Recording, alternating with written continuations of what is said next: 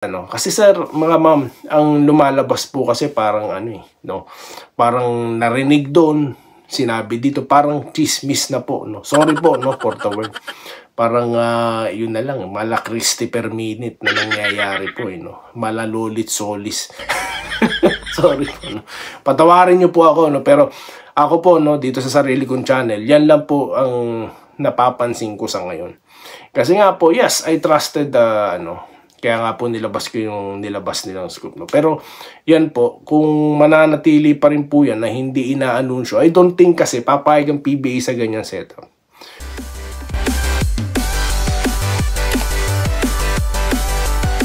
So welcome back po, no, dito sa Denrica at Toy TV Sports, no. Well, ating po pag-usapan, ito pong mainit-init na nung 30 pa lang daw or yung game 2, nakapirma na daw itong si Troy Rosario.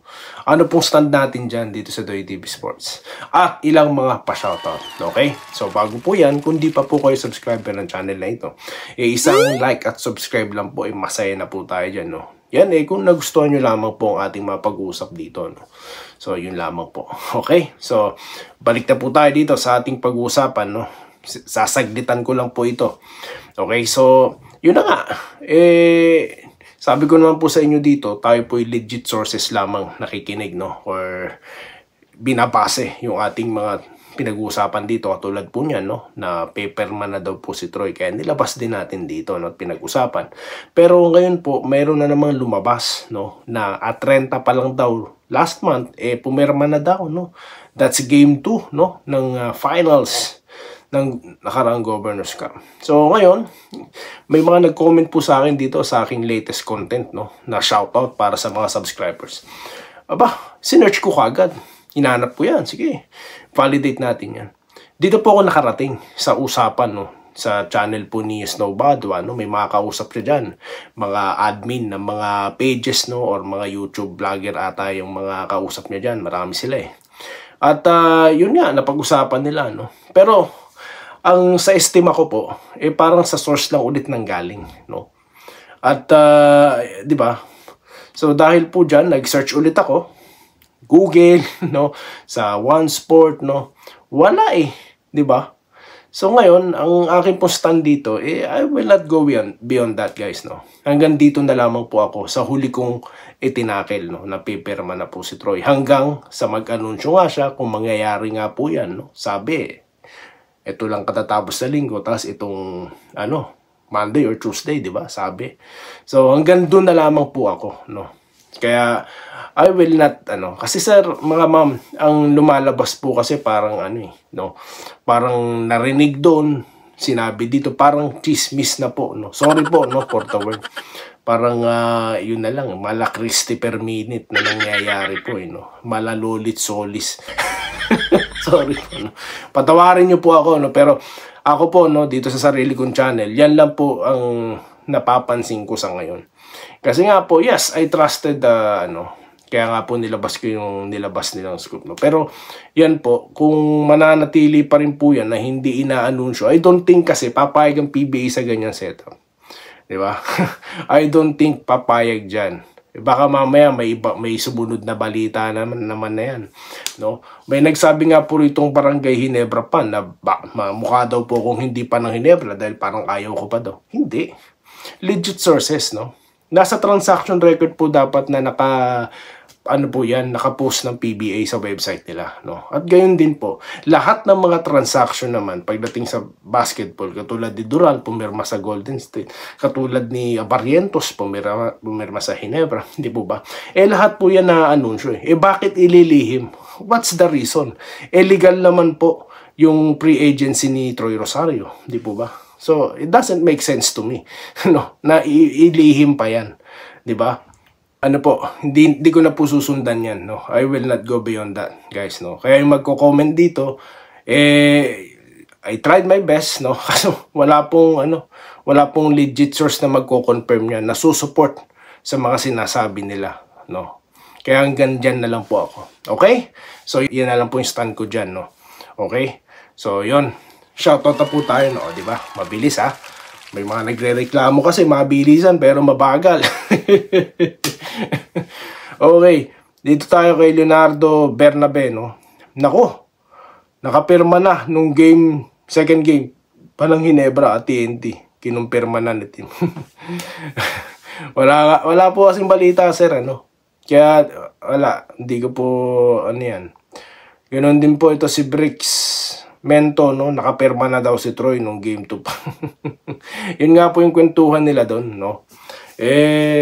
Again, kung si Jojo Lastimosa, no, nagsalita sa nakarang ano niya, pinaniwalaan natin dahil taga-talk and text manager talaga yun, legit. Kung may magko-compare po niyan, pansin nyo po ba, wala po ni isang mga taga-barangay Ginebra ang, walang nagsasalita tungkol dyan, no. It's either under negotiation po yan, no, na sa tingin ko, wag na natin panghimasukan, no. Kasi alam niyo po, minsan yung iba ayaw nang ipasabi, no? Kasi nga baka maudlot, no? 'Di ba? May mga ganun. Pero in business terms, guys, hangga't maaari, hangga't kumpirmado, hindi po talaga namin nilalabas, no? Kasi nga under negotiation pa yung mga bagay-bagay, 'di ba? So, hindi po maganda kasi na hindi pa nga kumpirmado ang isang bagay, inaano na po. Tawag dito, may mga public opinions na po kagad. Hindi po ba?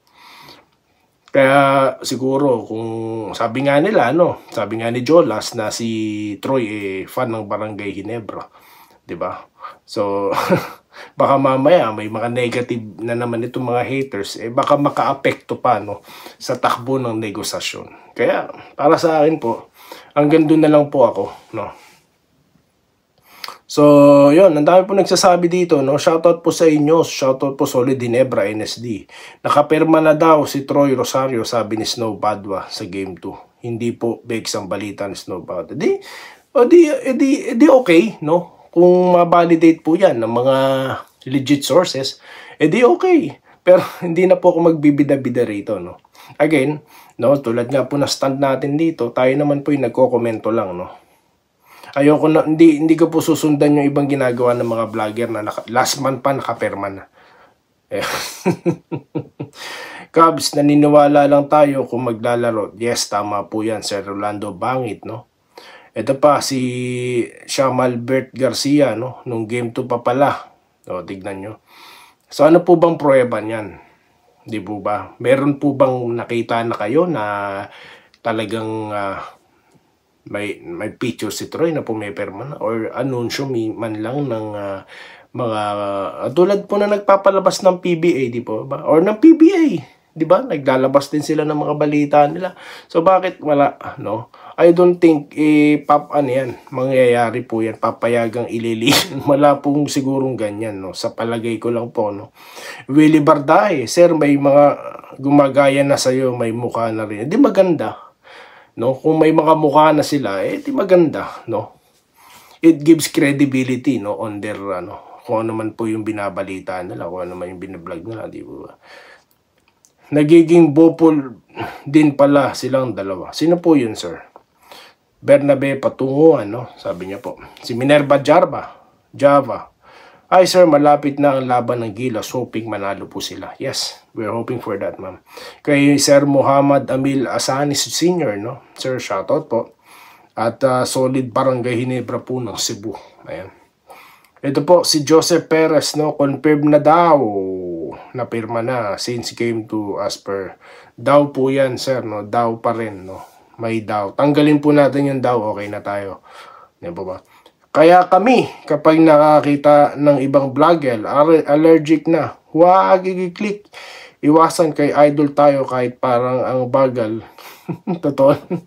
Efficiency. Ganun po talaga, no? Talagang slowly but surely po tayo dito, no? Para di po tayo nakukuryente, no? Yun lang naman po tayo rito, no? Hindi naman po kasi ako nakikipag-unahan, no? O nakikipag-kompetensya kung sino unang magbabalita niya, no? Hindi. Nag-umpisa po tayo rito sa pagkukomento lang eh. Pero makipagpaunahan po ng mga ganyang balita at lalo na wala naman po akong source na mismong taga Barangay Ginebra, taga San Miguel Corporation, di ba? wala akong pwesto dun, di ba? Salamat po Ma'am Evisa C. Maraming salamat. Dapat ipagbawal ng PBA ang pagbablog ng kasinungalingan sa PBA. Lagyan ng restriction, nagkakalat ng lagim ang mga vloggers, parang pinasok ng showbiz, di ba? Di lang po ako nakakaisip niyan, pati na po mga ordinaryong mga manonood, di po ba? Kaya nga po siguro sa pakiwari ko noon, nagkaroon ng negative impression, humina ang fans dahil po sa mga negatibong sinasabi ng kung sino-sino. Well, hindi na po yan mapagbabawalan dahil kahit sino po pwede mag-open ng vlog at hindi po yan mare-restrict. Hindi po yan. Mahirapan na po mangyari diyan, Kaya nga nandito po tayo. Ayan. Para po may magkomento to make all of you aware na may mga ganitong usapin at kung ano pong stand ko rito at pinapaliwanag ko naman po kung bakit, di po ba? So yun po. Lods, bakit parang ang bagal ng balita sa'yo o pangyayari? Although salamat, ikaw ang sinusubaybayan namin. News about Troy. Yun nga po ma'am, kaya nga po nagpapakita na rin po ako, di ba, kung paano ko sinesearch ang balita. Mga latest po yan. Mga latest po yan, baka nagbalita na si ganito, si ganyan. Kaso wala pa po yung mga legit sources. Tanging spin pa lang po. Hanggang doon na lang naman po yung binalita ko na Pepperman na. Ang susunod po, yung confirmation na, yung talagang makikita na natin, inanunsyo na ng San Miguel Corporation or ng Barangay Ginebra. Doon na po yung susunod nating balita. Sir Doy, pagbalitang PBA, solid po ako sa channel mo kasi hanap ko totoong balita. Tama po, Biruin nyo, huli na nga si Snow, Huli na siya, Sinabi niya, kailan niya lang sinabi yan? Kagabi? Or kanina? Huli siya. Yung bang vlogger, last month pa,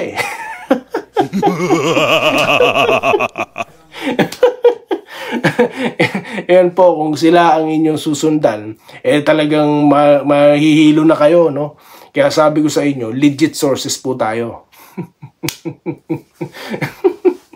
O baka naman sabihin na naman ng iba dyan, dinidispute mo si Snow,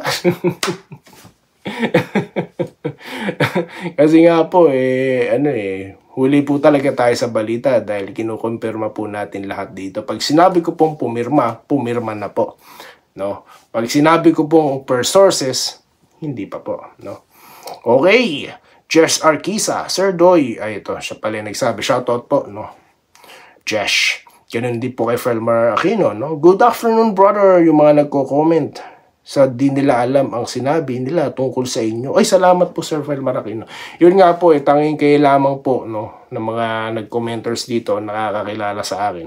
Yung iba po kasi naliligaw, So, I'm trying my best, na maipakilala ko yung sarili ko sa kanila, Pero, pero minsan kasi, you can't please anybody. So, welcome naman po tayo dyan. At syempre, yung mga tinatakil ko, yung mga sinasabi kong personalidad dito, yung mga nandyan na sila, Or yung mga, alam nyo na, yung mga malalaking channel dyan na binabakbakan natin na naglalabas ng mga fake news,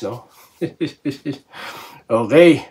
Hindi masulot ng Magnolia si Troy kasi si Boss Al ang masusunod sa Ginebra talaga si Troy, sabi niya. Sir Danilo Empeno, Ayan. Lods, may bagong fake news na naman kay Rosario. Sabi na ibang channel, mabandaw sa PBA. Ano ba nangyayari sa mga vlogger ngayon? Scroll mo sa... Yun nga po yung sinasabi ko. Diyan na po mapupunta ang usapan, Dahil diyan sa balita na yan, na hindi naman inanunsyo mismo ng PBA, baka nga po, ayan, magkakaroon na naman po ng negative impact, Kaya nga sinasabi ko, hindi ako pagbida-bida dito. Dahil under negotiation yan, Di ba? Kaya, I don't think ililihim yan. It doesn't make sense to me, Sorry, Kaya yun lang po ang stand ko dyan. Yung tao gustong mapunta sa team na di umano'y gusto niya daw, napandaw siya. Di po ba? Baka mamaya iba pa mangyari dyan sa mga issue. Baka mamaya hindi yan, maglaro na lang sa, sa ibang bansa yan. Di po ba? So yun lang po tayo dito. Kung anong ilalabas ng PBA, ng legit sources, dun po ako. So dahil po dyan, ito na po, sa susunod na content po, itutuloy natin ang shoutout. So muli, maraming salamat po no, sa inyong panonood at tayo po'y magkikita-kita sa mga susunod na video content. Dito lamang sa Enrique at Toy TV Sports. Muli, maraming salamat po sa inyong panonood. Salamat po sa panonood. Subscribe na para sa mga susunod na basketball at boxing videos.